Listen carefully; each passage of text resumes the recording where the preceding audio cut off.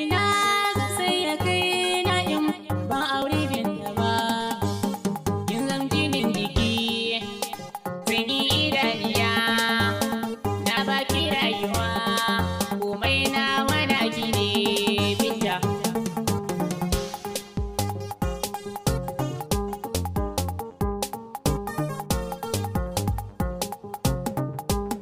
In babu binta shin duniya ina zani na kwana, sunanta ne kadai wanda za a furta shi in ji daɗi.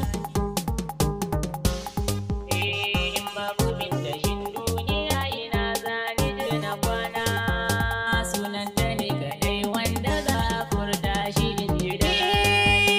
Mi zai hana ni godewa ya fi sarkin maza da mata, jin kankaran bana shi haliru kullum nake da fata. Fitar da ni cikin tarkuna gwani na ka bani gata, Allah nake kira ya wahabu mamallaki ga bishe ni aibu, ka taimake ni yau za na rera waƙar masoyi.